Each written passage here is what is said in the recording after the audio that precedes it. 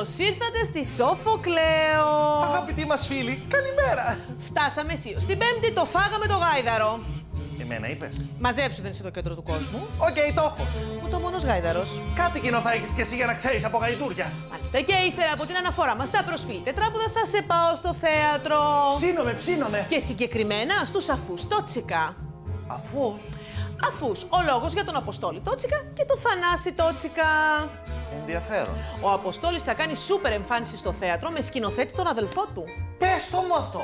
Για να μην σου πω και την παράσταση. Κρατάω το μπρίκι στο χέρι. Train spotting. Ψήνω καφέ.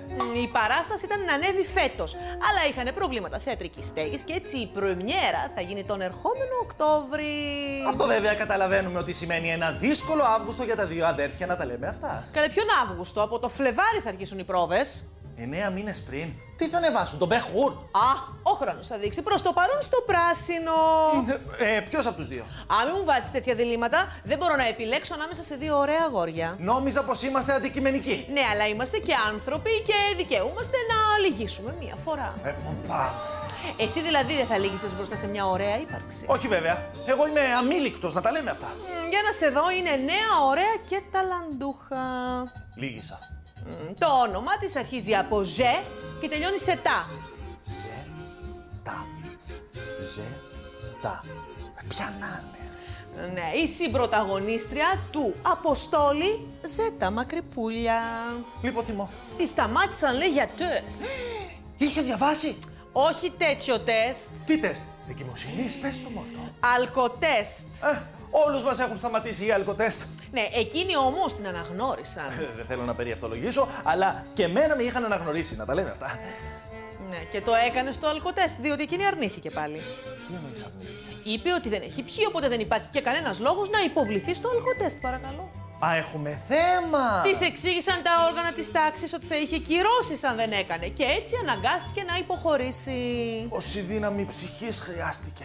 Ένα κόκκινο παρακαλώ για τη Ζέτα Μακρυπούλια για να καταλάβει επιτέλους πως δεν είναι τίποτα διαφορετικό από όλους εμάς τους υπόλοιπους κοινούς θνητούς.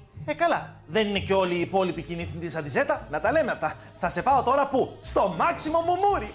Απαπαπαπα, αυτός ο άνδρας μ' αρέσει πολύ.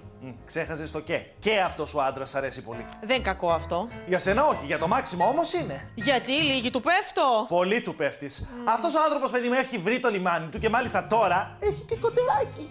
Τι εννοείς? Πριν από λίγες μέρες, η σύζυγός του Νάντια Γιαννακοπούλου έφερε στον κόσμο το καρπό του ερωτά τους σε γνωστό μεευτήριο της Αθήνας.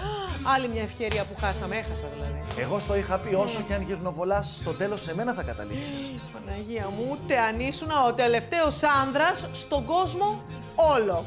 Αν ήμουνα ο τελευταίος άντρας στον κόσμο όλο, δεν θα ήσουν εσύ η επιλογή μου. Στο πράσινο παρακαλώ, ο Μάξιμος Μουμούρι. Και με τις ευχές μας και για ένα δεύτερο και για ένα τρίτο και για τέταρτο, πέμπτο. Αυτά είχαμε να σας πούμε και για σήμερα. Σταμάτα να μετράς. Αυτό σημαίνει ότι τελειώσαμε. Δεν θα σας λείψουμε όμως ιδιαίτερα. Όχι βέβαια, αφού και αύριο εδώ θα είμαστε. Μαζί με τα πιο φρέσκα νέα της Showbiz. Διότι, κυρία μου, καθημερινά υδροκοπάμε, θα τολμούσα να πω, για να ολοκληρώσουμε τη στήλη μας με καυτές πληροφορίες των επωνύμων, με απότερο στόχο να αναβαθμίσουμε την ελληνική τηλεόραση. Να τα λέμε αυτά. Ένας κούκος όμως δεν φέρνει την άνοιξη γι' αυτό. Μασάζ. Αλήθεια, με όλο το συμπάθειο που δεν σου έχω, μήπως ξέρεις πόσοι κούκκι φέρνουν την άνοιξη? 4. Μη χτυπάς.